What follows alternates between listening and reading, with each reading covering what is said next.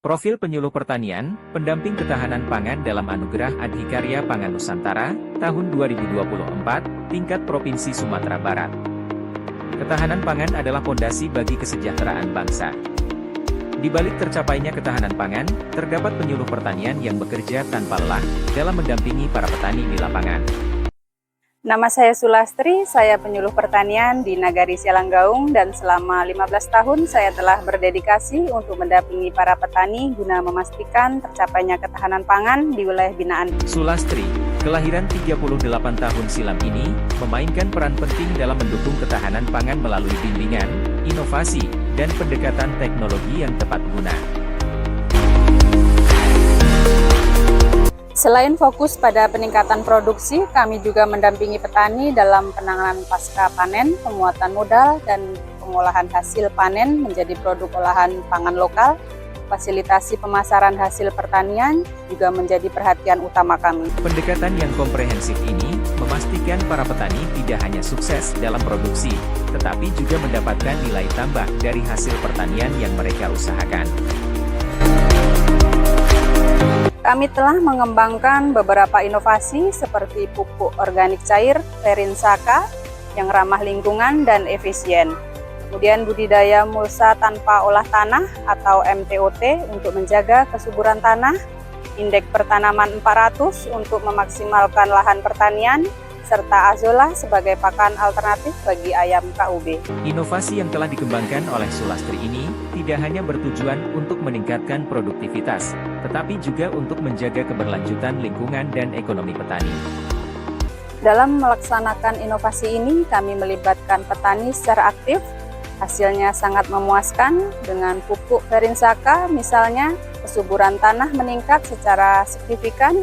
Begitu pula dengan MTOT, yang memungkinkan petani untuk menanam tanpa merusak struktur tanah. Ya, kami berharap bisa belajar dan berkembang bersama Bu Penyuluh Sulastri, dan kami yakin dengan bimbingan beliau bisa kami menjadi lebih maju dan sejahtera. Hasil dari inovasi-inovasi ini tidak hanya dirasakan oleh petani secara langsung, tetapi juga memberikan dampak positif jangka panjang bagi ketahanan pangan. Melalui budidaya MTOT, kita dapat melihat peningkatan yang signifikan dalam efisiensi produksi. Berikut adalah hasil analisa usaha tani padi MTOT dengan menunjukkan keuntungan yang lebih tinggi dibandingkan dengan metode konvensional. Dari analisa perbandingan usaha tani, sistem konvensional dan sistem MTOT, produktivitas selisih 30%, dan untuk biaya tenaga kerja itu selisih 13 HOK. Untuk biaya input pupuk dan pestisida ini selisih sebanyak 500.000. Kemudian untuk total biaya produksi itu selisih 16%. Untuk pendapatan selisih 50%.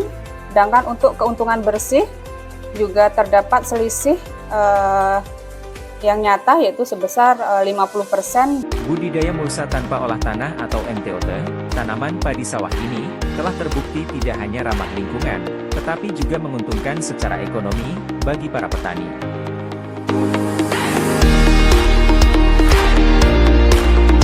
Penerapan indeks pertanaman atau IP 400 tidak hanya meningkatkan produksi, tetapi juga menjadi bukti dedikasi Sulastri dalam mendorong inovasi pertanian yang berkelanjutan.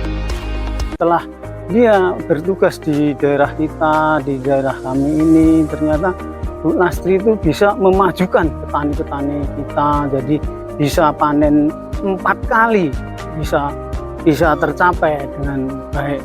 Bu Sulastri membantu kami memahami pentingnya disertifikasi tanaman. Sekarang, kami tidak hanya bergantung pada satu jenis tanaman saja. Dengan bimbingan Bu Lastri, kami bisa mengoptimalkan penggunaan lahan kami, sehingga produksi pangan kami lebih stabil. Alhamdulillah, dengan kedatangan penyuluh kami, Bu Lastri, banyak hal yang dapat kami pelajari dari penyuluh kami itu Bu Lastri. Dan hasil yang kami dapatkan, alhamdulillah, meningkat pesat dari yang biasanya. Demikianlah sosok di balik keberhasilan ketahanan pangan di Nagari Sialanggaung, Kecamatan Koto Baru, Kabupaten Darmasraya. Sulastri, penyuluh pertanian yang berdedikasi, layak untuk menerima penghargaan Adikarya Pangan Nusantara 2024.